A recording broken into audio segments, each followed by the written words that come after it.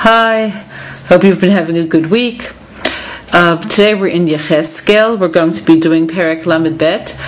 And this year, as always, is L'zecher Rachaleah Bas Rav Chaim Tzvi. So we've been discussing the fate of nations, and we're going to be continuing on this theme. Interestingly, until now, the nations that we've been discussing primarily have been nations that we had reason to be disillusioned with. Now we're going to the heart of things, to Mitzrayim, where we never had a good record with them. Things were never good. And in fact, it was just 3 years before this Perek begins that the huge betrayal that we spoke about in previous prakim took place. So you could wonder, why is Yecheskel mourning Egypt? And there are two approaches to this. Okay, one is that very similarly to Kriyas Yamsuf, where when the Jews burst into song, the angel said before Hashem, "Is this right? Elu avdei avodah zarah, Elu avdei avodah zarah. These people worship idols. Those people worship idols. These are drowning, and those are sinking. What's happening here?" And there was no denial. Hashem didn't say the Jews were not worshiping idols, but He did say that these, meaning the Jews, are descendants of the Avos, and these are not. Meaning that there's hope for us because of where we come from, because of the midos of the Avos that Hashem implanted in us. But concerning the Mitzrayim who don't have that potential, they're still considered Masei Yadei Hashem.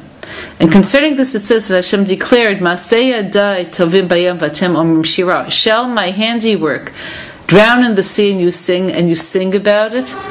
So here, even though this is the third time that we're going to be speaking about Egypt, we spoke about them, of course, in the Exodus. Amara Yever, Dofa Siga, Chalek Shalal. They are enemies, and we call them enemies. They said, I'll pursue them, I'll keep up with them, I'll catch up with them, I'll divide their spoils. And now we have them again in the great betrayal that took place when they alleged themselves with the enemy forces against the Jews. And finally, in the future, before Mashiach comes, as we'll see, they're going to suffer their complete and ultimate fate for what they'll be doing at that time. But nonetheless, because they're human, it's still a terrible, terrible thing to contemplate, what people could fall to and what their fate will be. Okay, so it begins. Vayhi b'shtei esrei shana b'shnei asar chodesh b'echad lechodesh hayadvar Hashem elai lemor. It was in the 12th year, in the 12th month, on the 1st of the month, the word of Hashem came to me saying. So this is Adar is the 12th month. So this is Adar of the 12th year. So that makes it around 20 months after the destruction. Ben Adam, Sakina al Paro Melech Mitzrayim.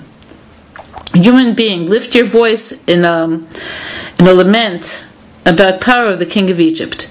Varmata elav, and say about him, Kfir goyim nidmeta. You were like the young lion of the nations. V'ata ketanim biyamim. And you're like a monster in the sea, like a tanim. The word tanim and also tanin, connotate a crocodile, which, as we know, is one of the symbols of Egypt, since they saw themselves being dominant both in the sea and on the land, much as a crocodile could survive in both the sea and the water.